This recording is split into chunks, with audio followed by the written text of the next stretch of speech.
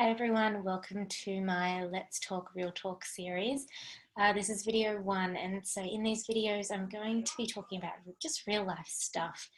Stuff that I'm often talking about in clinic with clients of mine, questions that have come up, and this one is for teenagers and what teenagehood is all about. Because so much of what I see is conflict between teenagers and parents and just the misunderstanding. And I think we've lost the art of really understanding what teenagehood is all about and how hard it is at the moment for our teenagers and for the parents to navigate as well. So I really want to communicate to the teenagers today. So hi. And just explain to you exactly what is happening, because it's so normal and we forget it's normal, but it's really confusing, and things have changed a lot in the last few decades with what happens in teenagehood, but the basis is still the same. So teenagehood is the flying from the nest, and it's where we start to question what suits us from the family structure and what doesn't. And it's a process called individuation, which is individualizing from our tribe. And remember that we are still animals underneath everything. So we're humans, but we're animals, and we still have a lot of that real tribal, animalistic impulse within us. And so if you can think of teenagehood being, I've grown up in this tribe, I've been given all these beliefs, and I've been given all of this structure and the way things that are done within this tribe. And teenagehood is looking away from that and saying, oh, what else is out there and what else might suit me? And am I actually really part of this tribe? And this is a really important process. And so it brings up a lot of questions, and we start to doubt ourselves all of a sudden. And it's really, really key here, if you're a parent listening to this, that our teenagers feel accepted in this process, because it's a really scary thing to leave the tribe for the first time.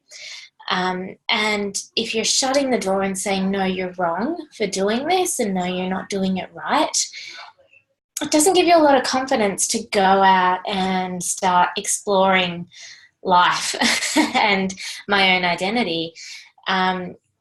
And what I'm seeing so much of is that this is happening. Parents are fearful, understandably. Teenagers are looking around and going, well, hang on, the world is all sorts of messed up. And then in the midst of that is shame and unacceptance and pain. So shame comes up because we've been told that we are wrong for liking something, for doing something. We're told that we're not worth anything unless we're succeeding. And even if you're okay with failure as a family, it's the school structures and it's the social pressure and everything around that that's coming through. And then you've got the networks are so much wider than they used to be. You know, we've got social media now, and we've got videos, and we've got YouTube and blah, blah, blah. And so it's imagine walking out of your tribe for the first time and noticing a couple of other tribes, and you're going, okay, right, well, I wonder if that one works, I wonder if that one works, I wonder if that one works. Imagine now being a teenager in this world, and you walk out, and it's like going out into a festival. There's just so much out there. It can feel really, really overwhelming. And so depending on your natural way, you're either going to jump into that or withdraw or tentatively take your steps. But the key is curiosity. And we really need to start to encourage our teenagers to get curious and to feel good about being curious. You know, you've got this beautiful blooming of attraction in all its forms, And we want to nourish that curiosity so that we can go and explore who we are. So inevitably, what usually happens in a really safe and secure place is that we start to explore. 15 is kind of like the height of that, I'm really trying on a different identity here. And then from around 16, we start to integrate that and go, okay, that fit that way, but my family structure still fits this way. And, you know, they're trying to navigate throughout that then from that older teenagehood. So we start to see a returning of our teenagers from around 16. You have to let yourself be free in those early teenage years and explore passionately with joy. And part of what I'm seeing is so much pain, and we start to identify with pain because that's where we feel understood. And so, you know, that's okay for a little bit. You know, of course, that's what's going to happen. You're going to disconnect from your tribe and you're going to go, that was really messy for me. That really hurt my feelings. That no longer suits me. That's really dysfunctional, or that's functional, and I fit that way, but then I didn't fit that way. And then you look outside and somebody else says to you, yeah, I didn't fit that way either. I'm in the same amount of pain. And you go, great, I'm going to connect to you via pain. And that is often how first-time connections happen. But those sorts of friendships have to either evolve or be temporary.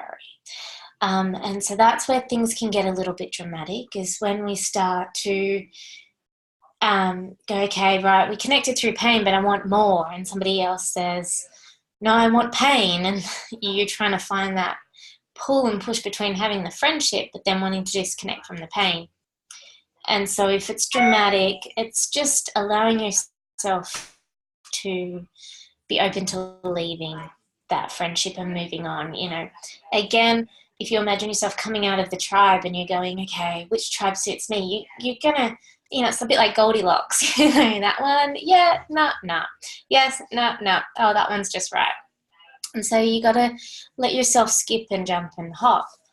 And what I see so many parents doing is going, oh, no, don't jump there. No, don't jump there. You know, come back here. And the teenagers are so confused because they're not really they're not building that sense of trust within themselves. And remember, we're still humans. We still want acceptance and love from our family. So if we're not receiving that, then it can really, really deeply hurt and, again, cause more pain and, therefore, connection with pain.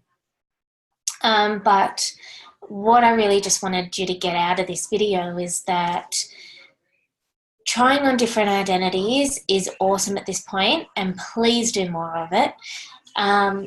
When things get dramatic, allow yourself to move on. That's just you ending the pain relationship there.